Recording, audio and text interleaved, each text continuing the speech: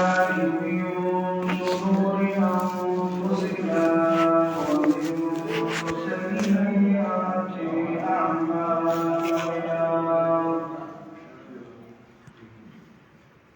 من يهده الله فلا مضل له ومن يضلله فلا هادي له ونشهد أن لا إله إلا الله وحده لا شريك له ونشهد أن سيدنا ومولانا محمدا عبده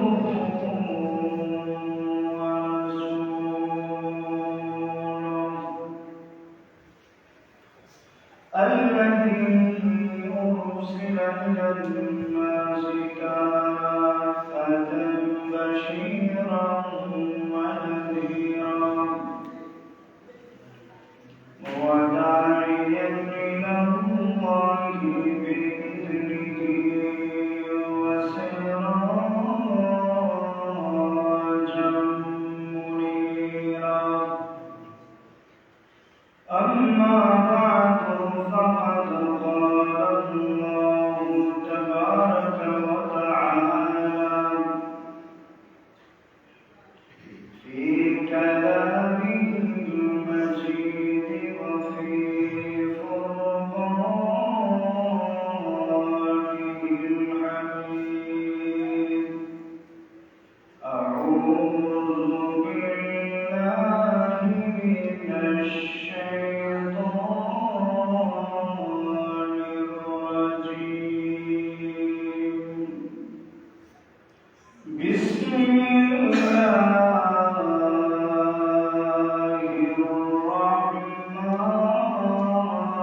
الرحمن الرحيم واعبدوا الله ولا تشركوا به شيئا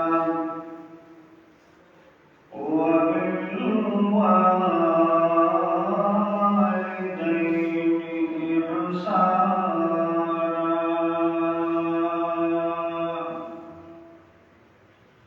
وعن سيد الجن والبشر صلى الله عليه وسلم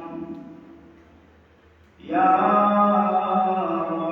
معاذ لا تشرك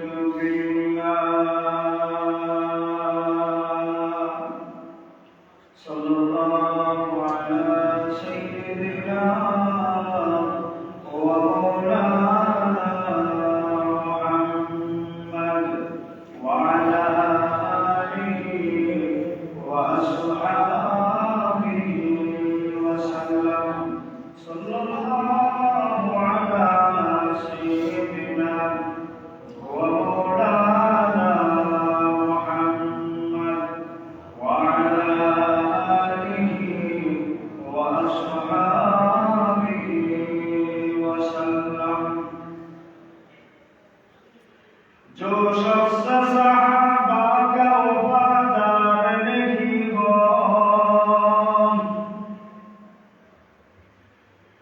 जो शख्स सहाबा का वफादार नहीं हो आका की शफाअत का वफादार नहीं हो आका की शफाअत का वफादार नहीं हो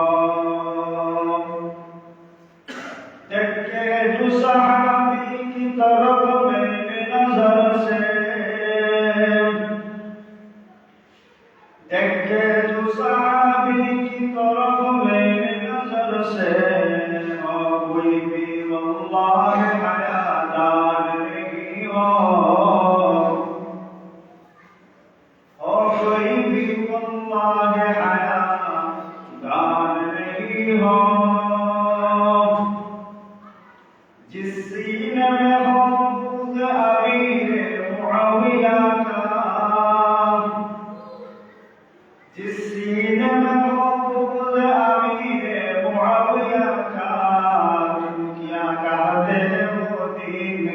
गद्दार नहीं हो,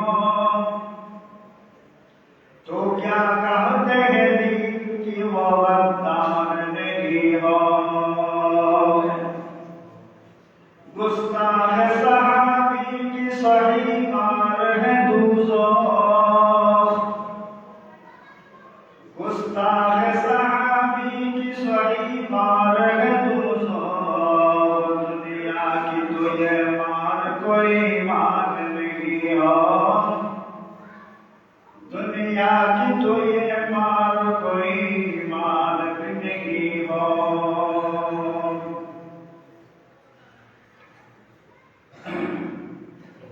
अल्हम्दुलिल्लाह, अल्लाह पाक रब्बुल आलमीনের লক্ষ কোটি শুকর যে আল্লাহ পাক রব্বুল আলামিন আমাকে এবং আপনাদেরকে এক জিকরুল্লাহ মাহফিলে উপস্থিত হওয়ার তৌফিক দান করেছেন। আমরা খুশি না বেজার? খুশি না বেজার? সবাই বলি আলহামদুলিল্লাহ।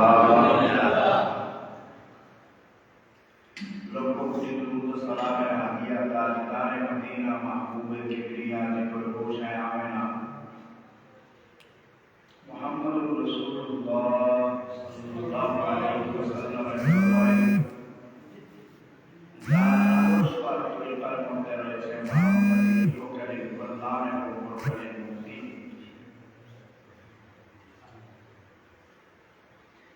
আমি আপনাদের সামনে যে আয়াত কারীমা তেলাওয়াত করেছি, আমাদের মূল বাড়ি হলো জান্নাতে। কোন জায়গায়? জান্নাতে। এই জান্নাতে যাওয়ার জন্য আল্লাহ দুনিয়াকে একটা পরীক্ষার হল বানিয়েছেন। আল্লাহ এই দুনিয়াকে একটা ভার্সিটি বানিয়েছেন, যে ভার্সিটি দুনিয়াকে হলকে একটা ভার্সিটি বানিয়েছেন। এই ভার্সিটি মূল প্রতিষ্ঠাতা হলেন আল্লাহ, এর টিচার হলেন মুহাম্মদুর রাসূলুল্লাহ সাল্লাল্লাহু আলাইহি ওয়াসাল্লাম। সব আম্বিয়ায়ে কেরাম হলেন টিচার, আর সাবজেক্ট হলো কোরআনে কারীম। এই কোরআনে কারীম এবং সুন্নাহ যেটা, সেটা হলো আমাদের সাবজেক্ট। আমরা যদি এই দুনিয়াতে আল্লাহ আমাদেরকে দিয়েছেন আর হক সমূহকে দুই ভাগে ভাগ করেছেন। কয়ভাবে? এর মধ্যে একটা হলো হকুল্লাহ, একটা হলো হকুল ইবাদ। হকুল্লাহ হলো আল্লাহ এবং বান্দার মধ্যে হক, আর হকুল ইবাদ হলো বান্দা এবং আল্লাহর হক। হকুল ইবাদের চেয়ে হকুল্লাহ দাম বেশি, গুরুত্ব বেশি, কিন্তু হকুল ইবাদ কঠিন বেশি। বড় কোনটা? আগে কোনটা? হকুল্লাহ, কিন্তু কঠিন বেশি হকুল ইবাদ। তার সব উদাহরণ দিলে বুঝবেন, কোন মানুষের সাথে 2 থেকে 3 বার যদি আপনি খারাপ আচরণ করেন, তার সাথে বেয়াদবি করেন, তার কথা না শোনেন, আপনি আর মাফ পাওয়া যাবে না, সে আর মাফ করবে না আপনাকে। এটা কিন্তু বাংলা। কিন্তু এক মানুষ 70-80 বছর তার জীবন, সারা জীবন গুনাহ করে কাটাই যাবে, হাজার হাজার লাখ লাখ বার এরপরে আল্লাহ বলেন, তুমি আমার কাছে একবার বল আল্লাহ, সারা জীবন ভুল করে কাটিয়েছি, আর জীবনে গুনাহ করবো না। আল্লাহ বলেন, তুমি যখন করতে দেরি হবে, আর তুমি মাফ করতে দেরি হবে না। আগেরটা হকুল ইবাদ, সেটা খুব কঠিন, হকুল্লাহ বড় কিন্তু সহজ।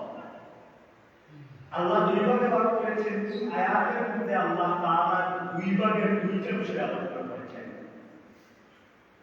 এক নম্বর হলো হকুল্লাহ। হকুল্লাহ প্রথমটা হলো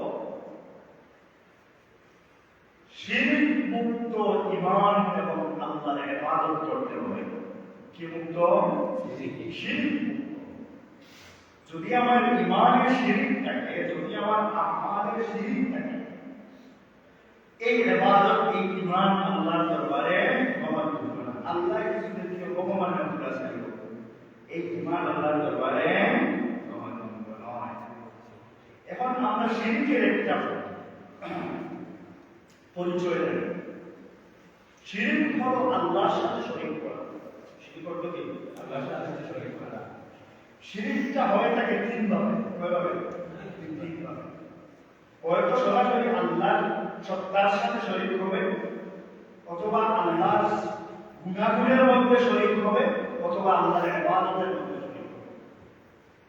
এই তিন শিরক কি আছে? এক নম্বরে আল্লাহর জাতের সাথে শরীক। যেমন وقالت اليهود عزير ابن الله ইহুদিরা বলে উযাইর হলো আল্লাহর ছেলে। وقالت النصارى المسيح ابن الله নাসারা বলে ঈসা আল্লাহর ছেলে। মক্কার কাফেররা তারমানে বলে আল মালাইকাতু বানাতুল্লাহ, ফেরেশতারা আল্লাহর বান্দা। এটা হলো যেমন বর্তমান দেবদেবীর যে পূজা করা হয়, এক আল্লাহর সাথে আরো কয়েক আল্লাহকে জোড়াজারি দেওয়া হয়, এটা হলো সরাসরি আল্লাহর সত্তার সাথে শরীক করা। দুই নম্বরে আল্লাহর গুণের সাথে শরীক করা। যেমন আলিমুল গায়ব, অদৃশ্যের খবর কোনো মাধ্যম ছাড়া জানেন কে? একমাত্র আল্লাহ। যিনি কোনো মাধ্যম ছাড়া অদৃশ্যের খবর জানেন তিনি হলেন আলিমুল গায়ব। মাধ্যমে জানলে আলিমুল গায়ব হওয়া যায় না, এই আমরাও আলিমুল গায়ব। এখন আপনার এখান থেকে মন্দির এখন বাজার আপনার মন্দির নেই, ইমান বিদায় নেই, কোনো বলে বললেন আমার ইমান বিদায় আছে, মন্দির বুঝিয়া বলতেছে আলিমুল গায়ব। মাধ্যমে জানার কারণে আলিমুল গায়ব কিন্তু আমরা ছোটখাটো বড় হয়েছে শুধু আলিমুল গায়ব। মাধ্যম ছাড়া যিনি জানেন তিনি কে? আলিমুল গায়ব। আর তিনি বলেন একমাত্র আল্লাহ। আলিমুল গায়ব হতে গেলে দুইটা জিনিসের দরকার। মাধ্যম ছাড়া জানেন আর সব জানেন। মাধ্যম ছাড়া জানেন আর সব জানেন। একটা বিষয় যদি অজানা থাকে তিনি আলিমুল গায়ব হতে পারেন। এখন যদি কেউ বলে মুহাম্মদুর রাসূলুল্লাহ সাল্লাল্লাহু আলাইহি ওয়াসাল্লাম বলেন আলিমুল গায়ব, সে মুশরিক। এটা কি বলে না? আত্মশীল হয়ে আছে না, বাইবেলের দেওয়াল ভাগে তারা কি বলে? আল্লাহ রাসূলুল্লাহ বলেন আলিমুল গায়ব। দুই শর্ত, এক নম্বরে মাধ্যম ছাড়া জানতে হবে, দুই নম্বরে সব জানতে হবে। এই দুই শর্ত হুজুরের মধ্যে পাওয়া যায় না। কেমনে? হুজুর যা জানছেন হয়তো জিবরাইল আলাইহিস সালাম বলেছেন, অথবা কোরআনের মাধ্যমে জেনেছেন, অথবা যে কোনো মাধ্যমে আল্লাহর পক্ষ থেকে জেনেছেন। তাই অন্যজনের পক্ষ থেকে মাধ্যম ব্যবহার করে জানার নাম আলিমুল গায়ব। এখন যদি আপনি বলেন রাসূল আলিমুল গায়ব থেকে কোরআন নাযিলের কথা, সবটা যখন হুজুর জানেন কোরআন নাযিলের কথা। এখন যদি বলেন কোরআন নাযিল হলো কেন, যদি বলেন আল্লাহ রাসূল সাল্লাল্লাহু আলাইহি ওয়াসাল্লাম আগ থেকে কোরআন জানেন তাহলে নাযিল করলেন কেন, আর যদি বলেন আগ থেকে জানেন না তাহলে হুজুর আলিমুল গায়ব হলো কি হলো? বুঝে আসছে?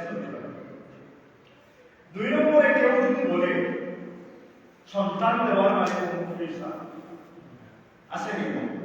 আছে, বলতেছে শাহজালাল বাজার গিয়া ওয়ালো একবার আছে, ফেটো একবার আছে, ওয়ালো একবার আছে, ফেটো একবার আছে, বাবা বাচ্চা নেই, বাবা বাচ্চা নেই, কিছু এই বিশ্বাস আল্লাহ বলেন ওয়ালিল্লাহি মুলকুস সামাওয়াতি ওয়াল আরদ ইয়াখলুকু মা ইয়াশা'উ ইয়াহাবু লিমান ইয়াশা'উ ইনাসান ওয়া ইয়াহাবু লিমান ইয়াশা'উ যুকুর আও ইউযাওwijuhum যুকরানান ওয়া ইনাসা ওয়া ইয়াজ'আলু মান ইয়াশা'উ আকীমা। আল্লাহ বলেন আমি যাকে ইচ্ছা কন্যা সন্তান দান করি, যাকে ইচ্ছা ছেলে সন্তান দান করি, যাকে ইচ্ছা ছেলে এবং কন্যা উভয়টা দান করি, আর যাকে ইচ্ছা কিচ্ছু দান করি। সন্তান দেওয়ার মালিক কে? আল্লাহ। তিন নম্বরে আল্লাহ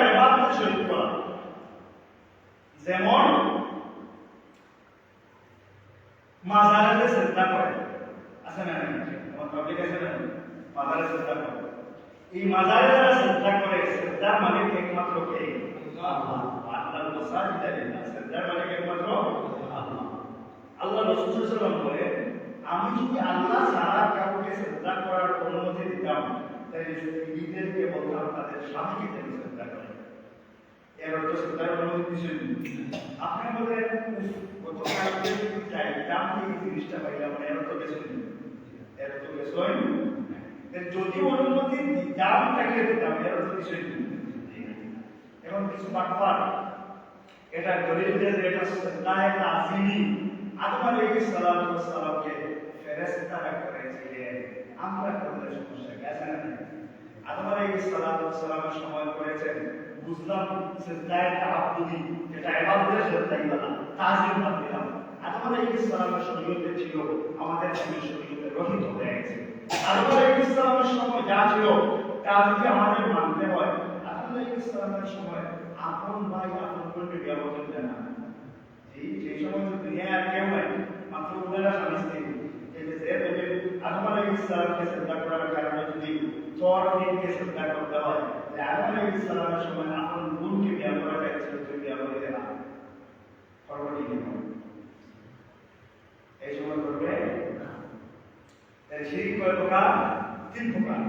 1 নম্বরে আল্লাহর সত্তার সাথে হয়তো শরীক করবে, 2 নম্বরে আল্লাহর ইবাদতের সাথে হয়তো শরীক করবে, অথবা আল্লাহর গুনাহের সাথে শরীক করবে। এই হলো আল্লাহর 1 নম্বর হক হলো বান্দা আল্লাহর উপরে ঈমান আনবে আর শিরিক মুক্ত হবে, ইবাদত করবে। ঈমানের দাম আছে না? জি, সবচেয়ে দামি জিনিস হলো ঈমান, সবচেয়ে দামি জিনিস হলো ঈমান। হাদিসের মধ্যে আছে রাসূল আকরাম সাল্লাল্লাহু আলাইহি ওয়াসাল্লাম বলেন, কিয়ামতের কঠিন ময়দানে এক মানুষের ওজন নেওয়া হবে, এক মানুষের কিয়ামতের ময়দানে পাল্লা কায়েম করা হবে। এই পাল্লার মধ্যে মানুষের নেকিগুলো ওজন করা হবে। এমন সময় দেখা যাবে একজন মানুষের 99টা গুনার দফতর আর কোনো নেকি নাই, কোনো নেকি নাই। আল্লাহ নবীর সময়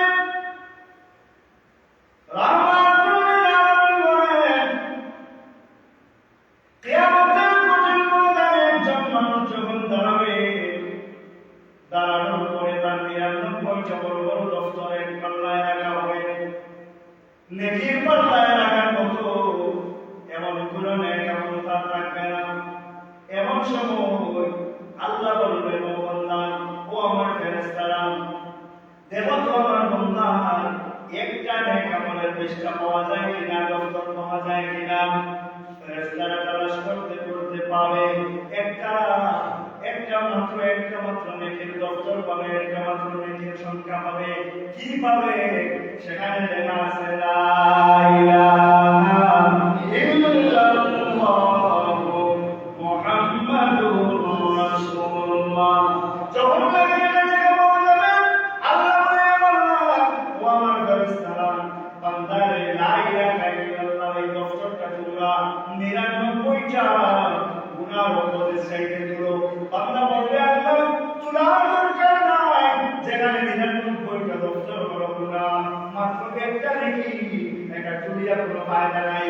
এমনিতেই তো 99টা পারি হইব, এই হিসাবে এটা তুলিয়া আমাদের লজ্জা দিয়ে লাভ নাই। আল্লাহ আমি বলছি তোলার জন্য তুই তুল।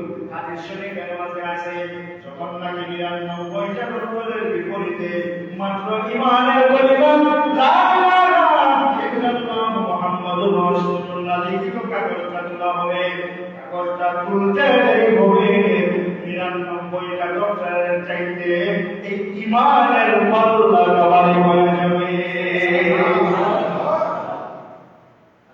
ঈমানের কাম আছে।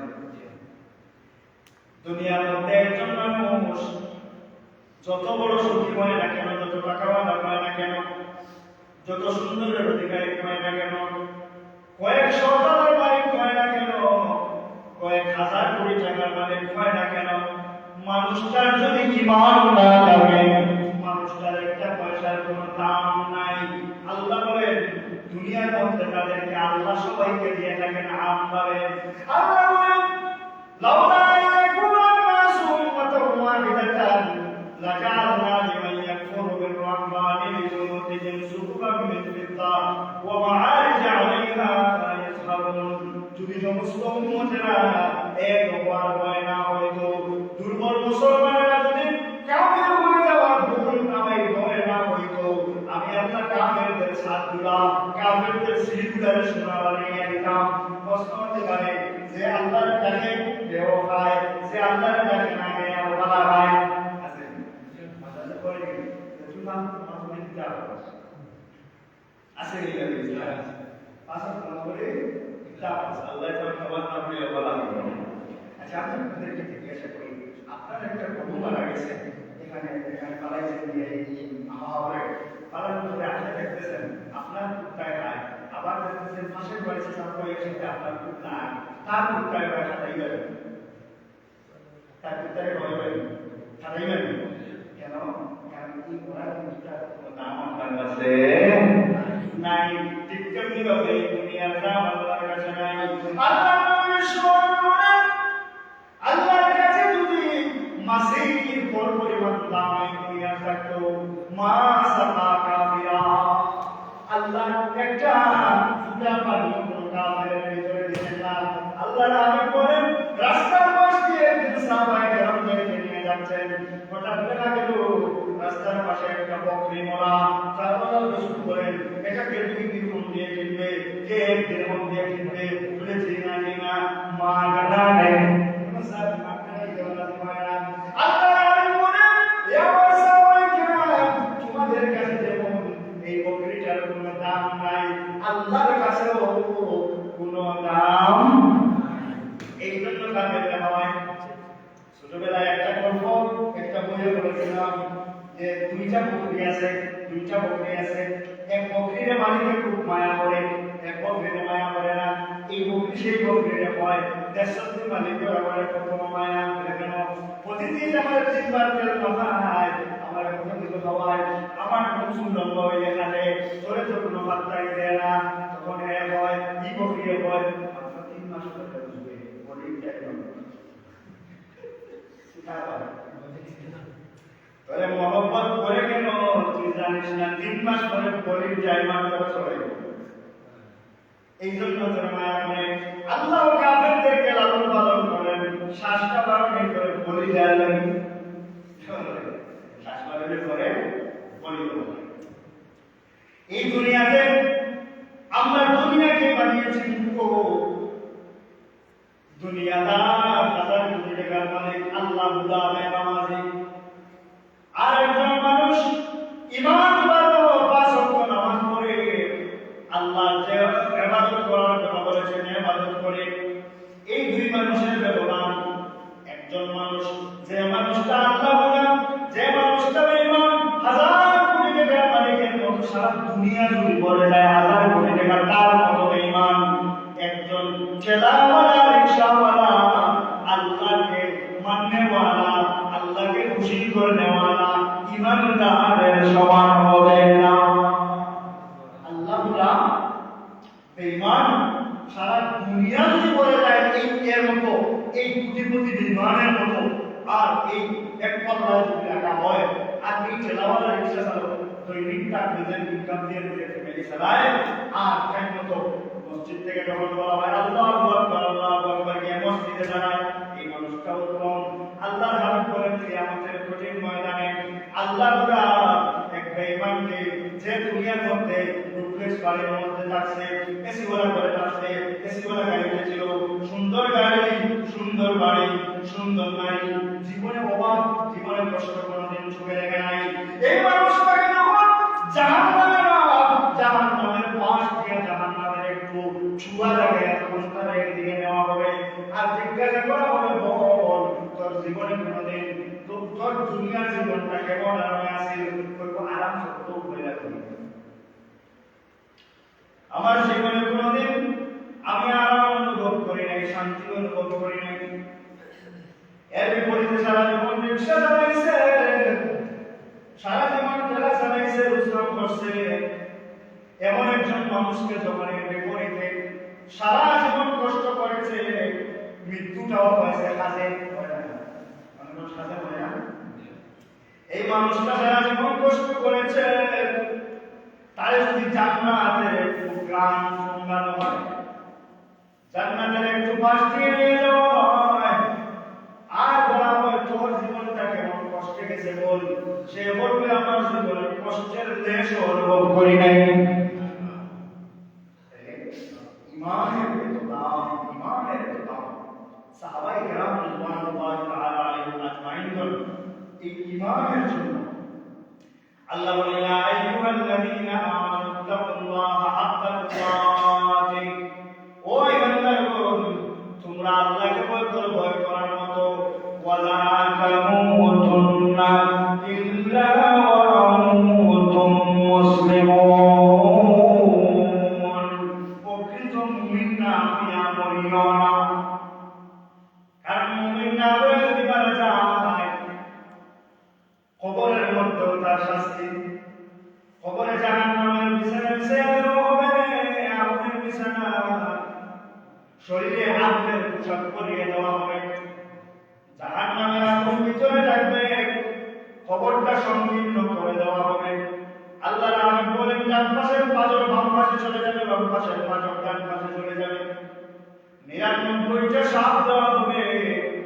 একটা সাপ এত বিষাক্ত, সমস্ত একটা সাপ যদি সমস্ত দুনিয়ার মধ্যে যদি একবার শ্বাস পালায়, বিষের কারণে দুনিয়াতে কোনো ফলফলাদি হবে না, এত বিষাক্ত না আলহামদুলিল্লাহ। এমন 99টা সাপ তার কবরে দেওয়া হবে, জাহান্নাম থেকে তার দরওয়াজা খুলে দেওয়া হবে কবরের দিকে। ঈমান যদি না হয় সাহাবায়ে কেরাম রাদিয়াল্লাহু তাআলা আনহুম ঈমানের জন্য কি করেছেন? আল্লাহর নবীর সাহাবী অনেক সাহাবায়ে কেরাম ঈমানের জন্য নিজের জীবন দিয়েছেন। যেমন আবু হুরায়রা রাদিয়াল্লাহু তাআলা সহ সব সাহাবায়ে কেরাম কেউ নিজের ঘর ছেড়েছেন, কেউ নিজের বাড়ি ছেড়েছেন, কেউ নিজের মা ছেড়েছেন, কেউ নিজের বাবা ছেড়েছেন, কেউ নিজের দাদা ছেড়েছেন, সবগুলো ছেড়েছেন শুধুমাত্র কিসের কারণে? ঈমানের কারণে। আল্লাহর হাবিব মক্কা ছেড়ে মদিনাতুল মুনাওয়ারায় গেছেন ঈমানের কারণে। ঈমান যদি আল্লাহর হাবিব ছেড়ে দিতেন, মক্কা থেকে মদিনায় যেতে হতো না। মক্কায় এক ওয়াক্ত নামাজ পড়লে, এক রাকাত নামাজ পড়লে 1 লক্ষ রাকাতের সওয়াব হয়। আল্লাহর হাবিব এই সওয়াব ছেড়ে মদিনায় যেতেন না। বাবার পিঠার একটা মায়া আছে, ফুলাজল রুবিও করে ঠক ভাষা দিয়ে কেমন হয় না, ওইটা আমার বাবার পিঠা, বাবার পিঠার মায়া আছে না? তাহলে বাবার পিঠার মায়া আছে। আল্লাহর হাবিব নিজের বাবার পিঠাটা ছেড়ে মক্কা থেকে মদিনায় চলে গেলেন। যেই দিন মক্কা থেকে মদিনায় যাবেন, সেই দিন আল্লাহর হাবিব কাবার দিকে তাকায়, বারবার ফিরে তাকান, ফিরে তাকায় কাবাকে বলে আল্লাহর গোর আমি চাই না তোর রেখে মদিনায় চলে যাই, তোর বাসিন্দা আমাকে মক্কাতুল মুকাররমায় থাকতে দিল না, আমার বাধ্য করছে মদিনায় যাওয়ার জন্য, এই জন্য আমি মদিনায় যাচ্ছি, তুই আমার উপরে রাগ করিস না। আল্লাহর হাবিবের চোখে দেখে পানি দেখে বন্ধুর চোখে পানি, বন্ধু দেখলে সহ্য হয় না, আল্লাহর হাবিবের চোখে পানি দেখে আল্লাহর সহ্য হইল না। আল্লাহ বলে জিবরাইল যা আমার নবীকে গিয়ে বল এটা আমার নবীর শেষ নামা নয়, অল্প দিনের ভিতরে আমি আল্লাহ রাজার বেশে আমার নবীকে আমার মক্কায় ফিরে আনবো। হযরত জুবাইর রাদিয়াল্লাহু তাআলা শুনে চলা হয়েছে জুবাইরকে আল্লাহর কাছে বলে আল্লাহ আমি এত দূরে শুনে শুনতেছি ফাঁসি দেওয়া হচ্ছে, তোমার হাবিবের খবরটা পৌঁছাইয়া দাও।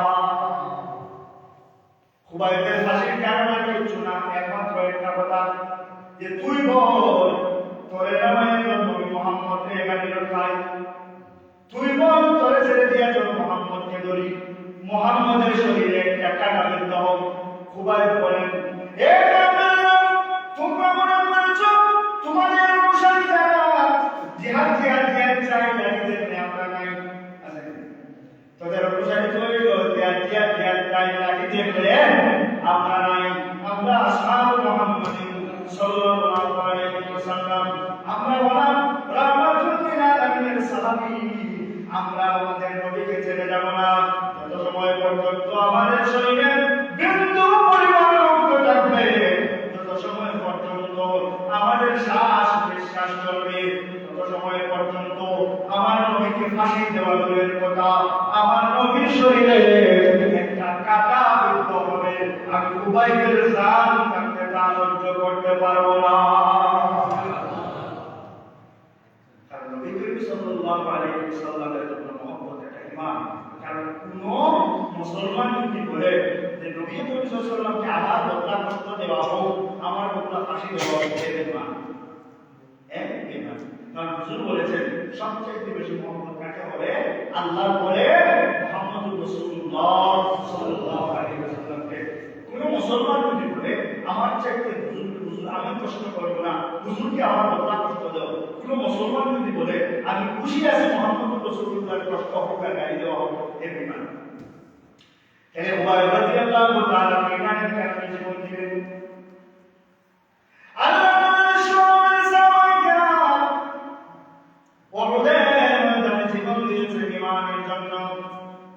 বদরের ময়দানে জীবন দিয়েছেন ঈমানের জন্য, খন্দকে জীবন দিয়েছেন ঈমানের জন্য, হুনাইনে জীবন দিয়েছেন ঈমানের জন্য। অর্থাৎ যত সাহাবায়ে কেরাম জীবন দিয়েছেন সবগুলো উৎসর্গ করেছেন একমাত্র ঈমানের জন্য। নাম আছে না? শিরক মুক্ত ঈমান হতে হবে। 2 নম্বর হলো আল্লাহ সম্পর্কে কিছু বললাম। 2 নম্বর হলো হকুল ইবাদ। হকুল ইবাদ যেটা আছে সেটা হলো হকুল ইবাদটা একজন মানুষের সর্বপ্রথম আমরা এখানে আল্লাহ বলে নবীর ওয়ালিদাইন ইহসানা, পিতামাতার সাথে সদাচরণ করা হবে। দেখেন এই আলোচনাটা দুনিয়ার সব জায়গায় হয়, সন্তান পিতামাতার সাথে কেমন আচরণ করবে, কিন্তু উল্টাটা কোনো জায়গায় হয় না। সন্তানের অভাব আছে না কিছু? জি, খালি যে আপনি একজন হয় না, সন্তানের কিছু পায়।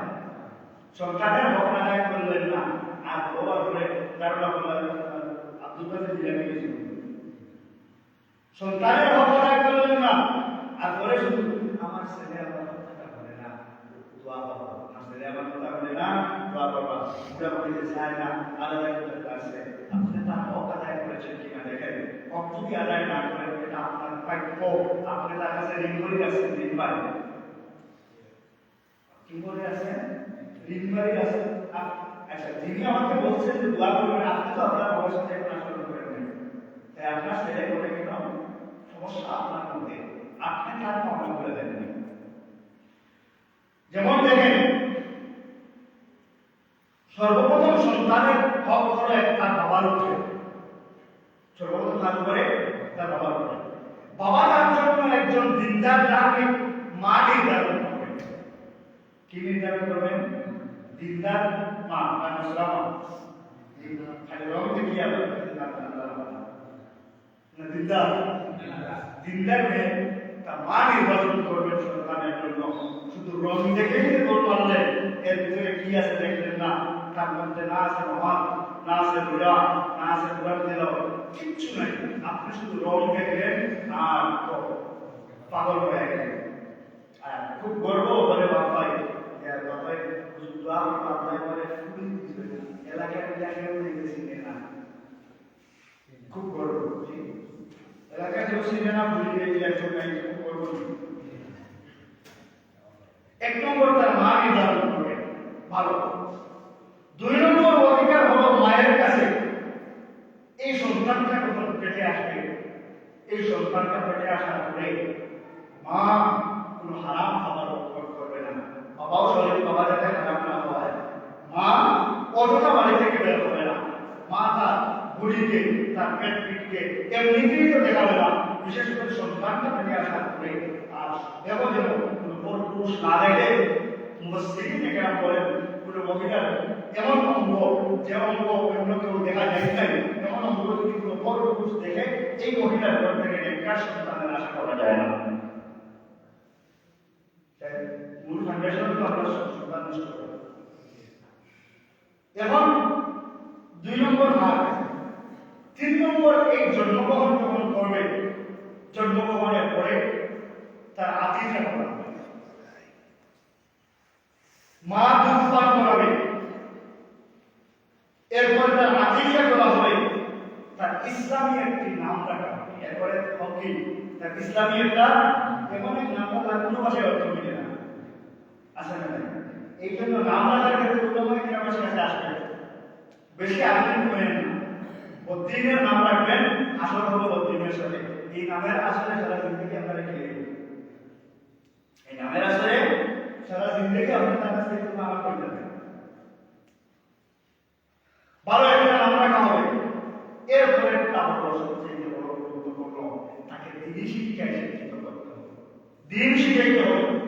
যদি তাকে দিন শিখান তাহলে এই সন্তানের কারণে আপনি দুনিয়ায় আরাম করবেন, আখিরাতেও আরাম করবেন।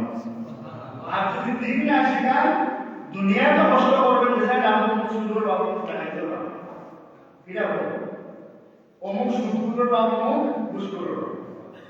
আর যদি দুনিয়ায় দিন শিখান অমুক মুফতি সাহেবের বাপ, অমুক মুহাদ্দিস সাহেবের বাপ বা ওপরে বড় বানায় বাপ যদি অমুক পয়সা বড় বানায় না, তার কারণে দুনিয়ার নাম হলো কিনা, তার কারণে দুনিয়ার নাম হচ্ছে এমন কথা।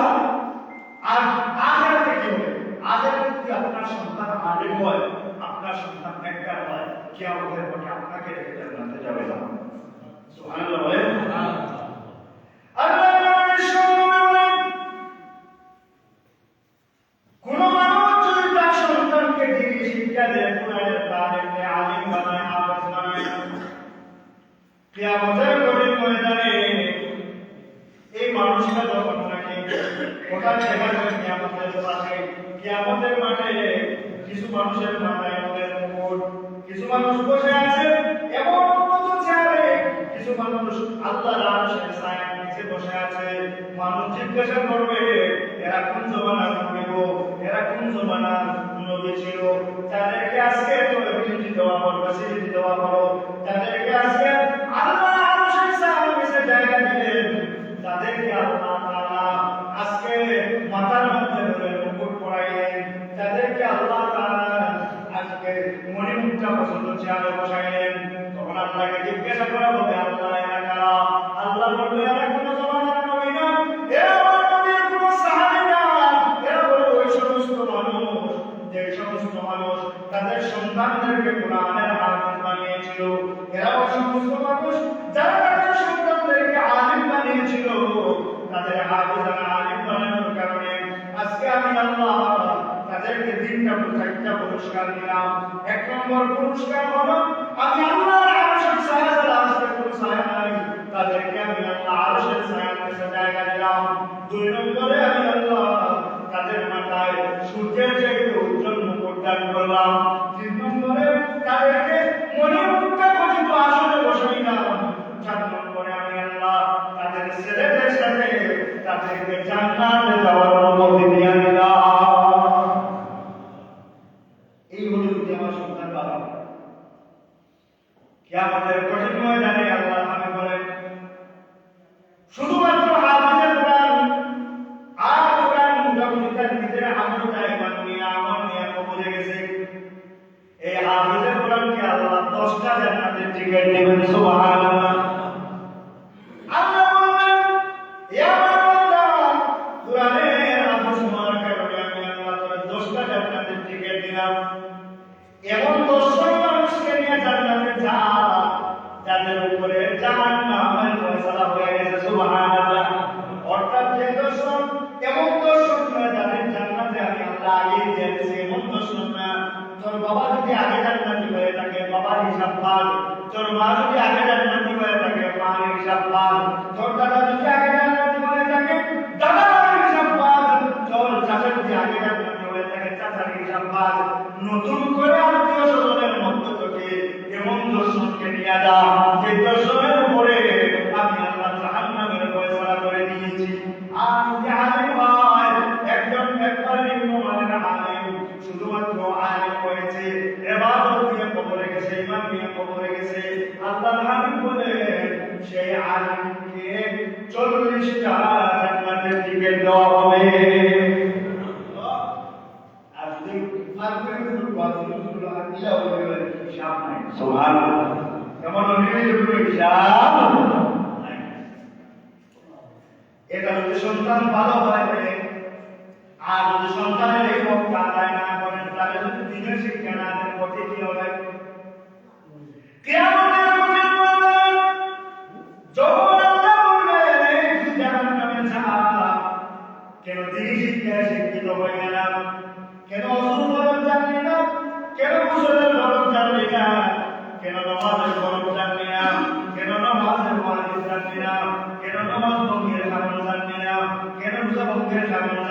জাহান্নামে যান, তখন এই সময় লোকটা বলবে, আল্লাহ দুষ্ট আমার নাম, আমার পাশের বাড়ির চাচাতো ভাইকে আমার চাচা মাদ্রাসায় পড়াইছে, আমার পাশের আমার খালাতো ভাইকে আমার খালা মাদ্রাসায় পড়াইছে, আমার ফুফাতো ভাইকে আমার ফুফায় মাদ্রাসায় পড়াইছে, কিন্তু আমার বাবা আমার মাদ্রাসায় নেয় নাই।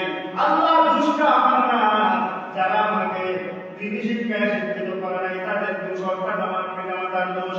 وقال الذين كفروا ربنا أرنا الذين أضلانا من الجن والإنس نجعلهما تحت أقدامنا ليكونا من الأسفلين.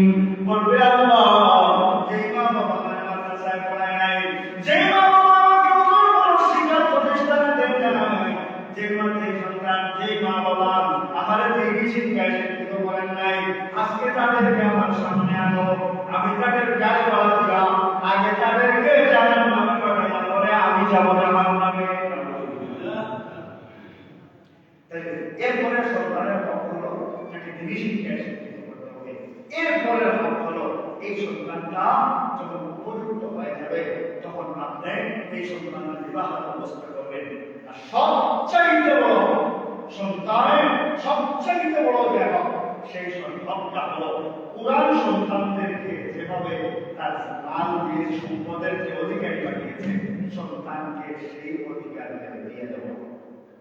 কি আমাদের মহিলার অনেক পাওয়া হবে শুধু এই অপরাধে যে সন্তানদের মধ্যে থেকে আল্লাহ যাদেরকে যতটুকু দিয়েছেন ততটুকু না দিয়া নিজের ইচ্ছায় অমুক সন্তানকে একটু বেশি, তমুক সন্তানকে একটু কম, এমন যদি কোনো পিতা করে, এমন যদি কোনো বাবা করে, এই বাবা যত বড় নামাজি হোক, যত বড় রোজা রাখতে হোক, যত বড় ইমানদার হোক, যত বড় হাসি হোক, কাশি হোক, মুক্তি হোক, মহাদিস হোক, মুবাসসির হোক, আল্লাহ দরবারে কথা কোনো রাস্তা নাই।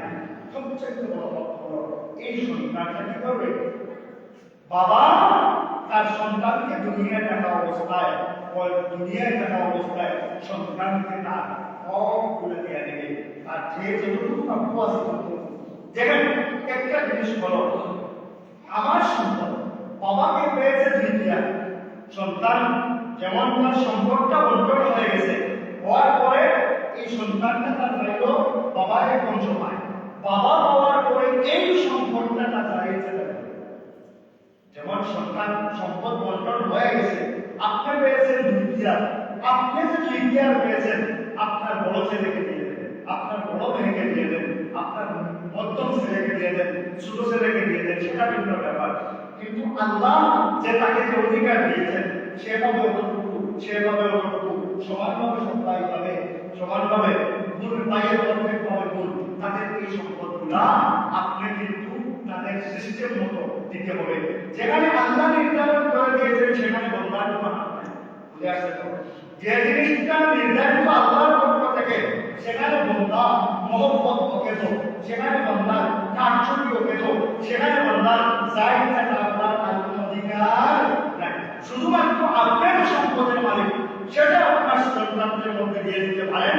আর যদি সন্তানদের মধ্যে না দেন, আর যদি এই সন্তানকে এতটুকু একটু বেশি দিলাম, সেই সন্তানকে একটু কম দিলাম, এমন যদি করেন কি আমাদের কঠিন ময়দানে আল্লাহর আদালতে আপনার মাথায় কোনো রাস্তা। এখন দেখেন অনেক সময় আমরা দুনিয়া থেকে বিদায় হয়ে যাই সম্পদ পাঠে, আমার হয় না? যদি কোনো বাবা সম্পদ পাঠার সময় কেমন দলিল করে সমানভাবে পুরার মতো না দেয়, এই বাবা হবে জিম্মাদার। এই বাবাকে আমাদের ময়দানে জবাব দিতে হবে। এই সন্তানের যতটুকু হক আছে এই সন্তানকে আমাদের মাঠে আল্লাহর দরবারে বাবার বিরুদ্ধে দাঁড়াবে। আল্লাহ আমার অনুভব এখতিয়ার হয়েছে, আমিও তো এখতিয়ার হওয়ার কথা, আল্লাহ অনুভব এখতিয়ার হয়েছে, আমিও এখতিয়ার হওয়ার কথা।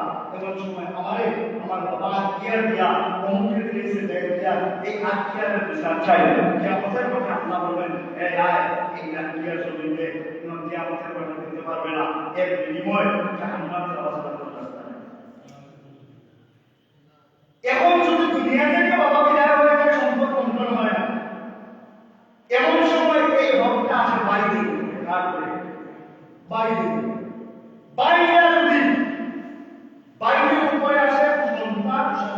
গ্রহণ করার পরেও যখন বাবা দুনিয়া থেকে বিদায় হয়ে যাবে এবং সন্তানরা বেশি হয়েছে, তাদের কথা হলো তারা তাদের বাবাকে আযাব থেকে বাঁচানোর জন্য তার ভাইয়ের সম্পদের কাছে দিয়ে দেবে। এই বাবাকে যদি সন্তানের বাস্তবে মহব্বত থাকে, আর এই বাবাকে যদি বাস্তবে মহব্বত থাকে আর আযাব থেকে বাঁচানোর ইচ্ছা থাকে, তাহলে যে ভাই বেশি গেছে অন্য ভাইয়ের ঠকাইয়া এই ভাইটা সেই ভাই সম্পদটা আদায় করবে। নাইলে এখানে বাবা তার আযাবে বহাল রাখবে, আর এই যে ভাই আছে যে ভাই বেশি গেছে এও কি আমাদের মাঝে বাঁচার কোনো উপায় নেই। আগে বলছি অকুল এবার শুভ আকুল লাগছে গুরুত্বপূর্ণ কিন্তু কঠিন, বুঝে আসছে তো? তাহলে বাবার কাছে সন্তানদের সমস্ত অধিকার পায়, এর মধ্যে বড় হয়ে যাওয়ার পরে সন্তানের অধিকার হলো বাবা কি করবে, বাবা সন্তানদেরকে গুণাগত সমানভাবে ভাগ করবে। যদি গুণাগত সমানভাবে ভাগ করে যায় তাহলে তো আলহামদুলিল্লাহ, আর যদি নাও করে যায় তাহলে এখন আসবে বাইরে। বাইরে যদি আগে সমান করে না পাবে, বেশ কম করে যে ভাই বেশি দিছে সেই ভাইয়ের সম্পর্কটা আদায় করে দেবে। আর যদি না পেতে থাকে তাহলে এরপরে সবাই বাড়িতে বসে এগুলো সমানভাবে বন্টন হবে। যদি না হয় তাহলে বাবা যেভাবে লক্ষণ আছে সেখানে সেভাবে থাকবে, আর যেই বাড়ি পৌঁছে বেশি গেছে সেই বাড়ি। এবং দেখবেন অনেক সময় সম্পদটাকে কিছু মানে যেমন এখন ডাইরেক্ট আলাদা করা হয়নি, শুধুমাত্র খাবারগুলো আলাদা করা হয়েছে, বাদ বাকি সব জায়গায়। এমন সময় যদি কিছু মানে বাবার সম্পত্তি হয় তাহলে বাবার সব সম্পদের সবাই সরে, সবাই সমান অধিকার, সবাই অধিকার। যেমন বাবার একটা জায়গা আছে এখানে খেজুর গাছের বাগান, বড় ভাই খেজুর পারতে পারলে ছোট ভাই পারতে পারবে, বড় ভাই কি বানাতে পারবে কেন এই এটা তোমার বাবার যেমন তার বাবার যেমন। মাঝে যদি যায় তাহলে সেখান থেকে বাড়ার অধিকার আছে। যেমন গাছ কাটা, ঠিক আছে, বাবার জমি আছে এখানে ইসমাইল গাছ কাটা আমার গাছের দরকার আমি কি আমার ছোট ভাইয়ের গাছের দরকার হয়ে গেছে, তাকে চিন্তা করবে তুই কি তাই তুই এই জিনিসটা দুনিয়াতে বলতে পারবে তুই আসলে তুই বলার সময় আছে ফিরিস্তা বলে তাহলে এটা আমি সমাজ এটা বলবে না যে এবার আগে তো সমাজ করবে এটা বছর ধরে লাখি ধরে ইয়াওমা লা ইয়ানফাউ মালুন ওয়ালা বানুন ইল্লা মান আতাল্লাহা বিকলবিন সালিম। সেখানে কারো সম্পদে কাজ হবে না, সেখানে কারো টাকা পয়সায় কাজ হবে না, জনগণের কাজ হবে না, জনগণের কাজ হবে না, ক্ষমতায় কাজ হবে না, গরিবের ছেলে সেখানে যেমন, এমপিও সেখানে যেমন, ফকিরের ছেলে সেখানে যেমন, মন্ত্রীও সেখানে যেমন। দুনিয়াতে হয়তো তার গাড়ির পিছনে 100 টাকার গাড়ি হুইলচেয়ার দিয়ে নিয়ে যায়, কিয়ামতের কঠিন ময়দানে যখন ঢুকবে তখন কর্মীয় হয়ে বলব ইয়া আল্লাহ দুনিয়াতে ভাই আপনার সালাম মারহাবা আজকে মারহাবা বলি, তখন তারা বলবে আজকে লা মারহাবা বিকুম ওয়ালা মারহাবা বিহিম, তোমরা যারা আমরা আল্লাহ কোথায় মারহাবা পাবো।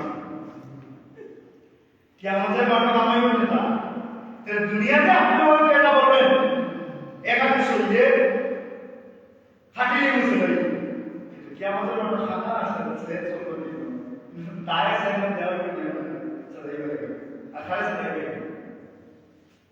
তাই বাবা মারা যাওয়ার পরে ভাইদের উপরে হকটা আছে, এক ভাই এক ভাইকে সমানভাবে দেবে।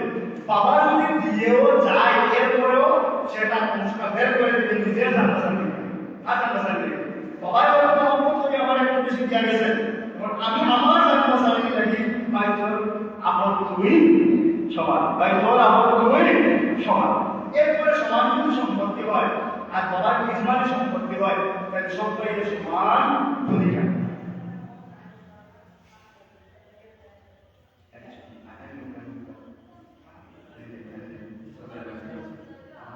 তাহলে সমানভাবে বিভক্ত হবে। এখন শোনেন কিয়ামতের কঠিন ময়দানে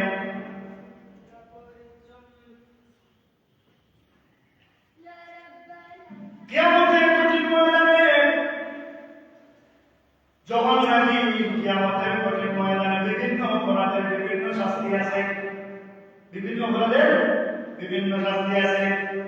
যে বাচ্চা অন্য ভাইয়ের সম্পদ আত্মীয়ার তার ভিতরে ঢুকানো, আল্লাহর হাবিব বলেন কিয়ামতের কঠিন ময়দানে যেটুকু জায়গা দখল করে রেখেছে একা প্রকারে সহায় সবগুলা কিয়ামতের ময়দানে তার গলার মধ্যে লটকাইয়া দেওয়া হবে। ফার্স্ট দশটাতে কিছু গলার দিকে লটকাইয়া দিলে আর সম্ভব আছে ঢুকিয়ে দেওয়া, কিন্তু ভালো করে জানা রাখবেন কাজের ভিতরে বাইরে সম্পদ ঢুকানো। কিয়ামতের মাঠে আত্মসৎকারী হিসাবে সব সম্পদ আপনার গলার মধ্যে লটকাইয়া দেওয়া হবে, ঝুলিয়ে দেওয়া হবে। মানুষ দেখেই বলবে এই তো জমিন চুল, কি তা চুল, জমিন চুল। কিছু অপরাধী হলো শিলটা কিয়ামতের মাঠে দেখুন জিনা দেখবেন অপরাধী। আল্লাহ বলেন জিনা যখন কিয়ামতের মাঠে উঠবে তখন তার লজ্জাস্থান দিয়ে রক্তপাত বুঝতে লাগবে, দেখার পরে বলবে জিনা করবে। সুদকুর যখন উঠবে তখন নতুন রকম কাণ্ড, তাদের পেট হবে করে। এখন হাদিসে আছে মাত্র 2,000 টাকার যে জায়গা আছে ওই জায়গা আমার নেওয়া হলো, সামনের দিকে জায়গা নাই, পিছনের দিকে জায়গা নেই, কি দেখে দেখতে পারবে। ওবাই থেকে পিছা তোর সামলা, ওবাই থেকে পিছা তোরটা সামলা। আল্লাহর আল্লাহ সবার শাস্তি তো করে শুরু হয়, আমারটা ওকে দুনিয়া ঠিক ছিল ওকে ব্যাপারটা আমি ওকে যেটা এত দিয়ে ভুলাই দিলাম ওকে ভুলাই যেটা এত দিয়া হয়নি আমার এলাকা বলা যায় নিজে হইলে যারা বিষ দিলে আল্লাহ এখন তুই যেমন কি ভাবিও তুই আপনি কামিও ইলা জিনিসটা আসে না এলাকা সুরাই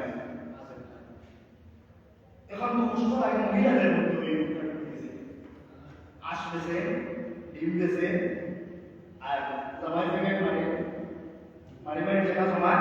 তারপরে করুয়া পরিবেশে বিচিত্র কাছে বিদেশি জামাই তার 2 মাসে টাকা দিতে পারেন না, একটা এলাকা কাছে জামাই 2 মাসে আছে এগুলো আগামী বছর 16 সময় দিবেন এটাও আমাদের টাকা ঠিক আছে নেও 500 টাকা টাকা হতে না 11,000 টাকা 2 মাস পরে 7,000 টাকা 11,000 টাকা। এই সুখটা এবং সমাজের মন্দিরের মধ্যে ঢুকে গেছে, পুরুষের মধ্যে, ছোট বাচ্চাদের মধ্যে, মহিলাদের মধ্যে, সবার মধ্যে খালি সুন্দর। আজকে যে আলোচনা করলাম মুক্তি আজকে যে আলোচনা করলাম আজকে যে আলোচনা করলাম এই আলোচনাটা হইল হক হইল 2 প্রকার, একটা হলো হকুল নাম আর একটা হলো হকুল ইবাদ। হকুল নাম গুরুত্ব বেশি, হকুল ইবাদ কঠিন বেশি। হকুল নাম হলো শিরক মুক্ত ঈমান আর শিরক মুক্ত ইবাদত আর 2 নম্বর হলো হকুল ইবাদ যেগুলো আছে সবচেয়ে গুরুত্বপূর্ণ হলো বাবা তার সম্পদকে সমানভাবে ভাগ করে দেবে এবং যদি বাবা না দেয়